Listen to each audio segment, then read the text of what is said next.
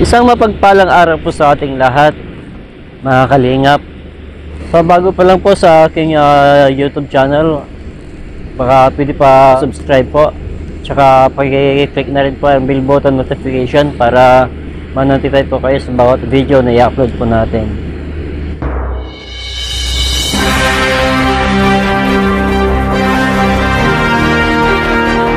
Mga Kalingap, paki-support po, paki-subscribe po ang channel ni Kalingap Turak. Maraming salamat po sa inyong lahat.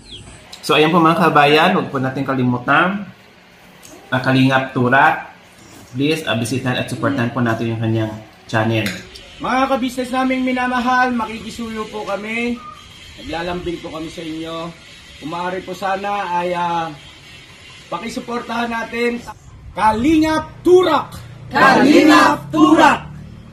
Alright? Alright! Bira! Bira! For today's vlog po, bibigyan po natin ng reaction video patungkol po sa nabiling lupa ni Ka-Business Official kay Wakiwak. Noong pinuntahan po nila, mga kalingap, sadyang napakaganda po. At saka itong si Wakiwak, hindi po natin sukat akalain na pagkakalooban po ni Wakiwak ng tag-100 square meter ang bawat kagwang. Kasi Papadins po, nagkalooban din po siya ng 500 square meter. So napakalaking lupa po yun, mga kalingap.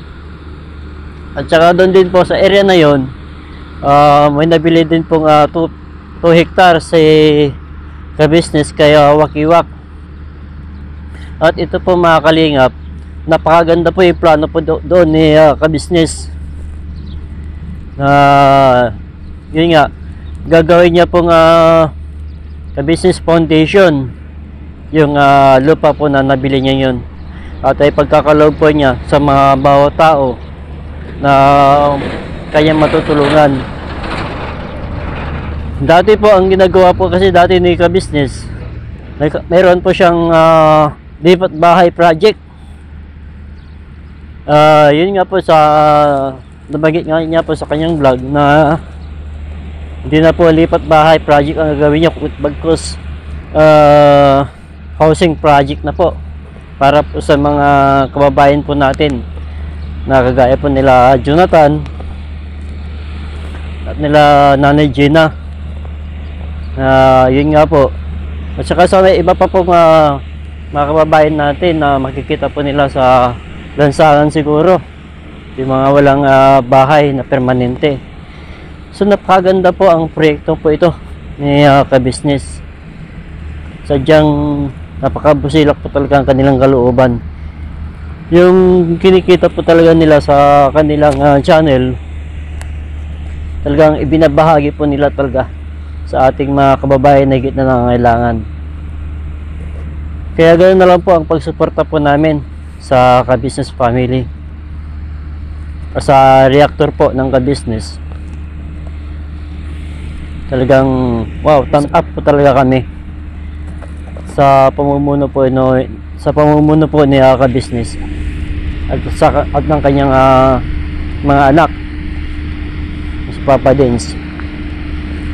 Sasabotan din po natin sila Wakiwak, tsaka ang kasama po nila si Aningat TV.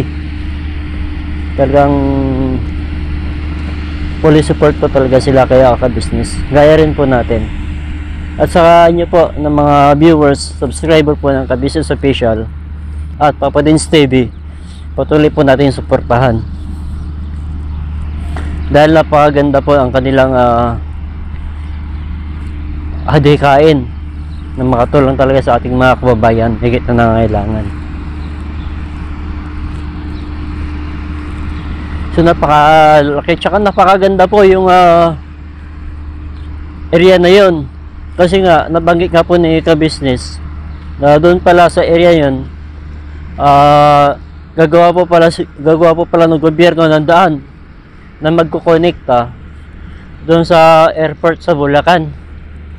So kung ma-improve po yun or matuloy po yung project po yun ng gobyerno na gagawing national road po yung area na yun, Ay, grabe, napakagandang area po nun, mga kalingap, mga kabisnes po namin minamahal. Magtagus-tagusan na po yung gagawing kalsada doon, papunta po sa airport. Saka sa ibang lugar pa na pwedeng magkonekta yung gagawin po nilang national road na yon. Napakaganda po. At darating din po ang araw, yung area na yon mapupuno po ng kabahayan. Dahil pupuntahan din po ng gobyerno yon para maayos po lahat.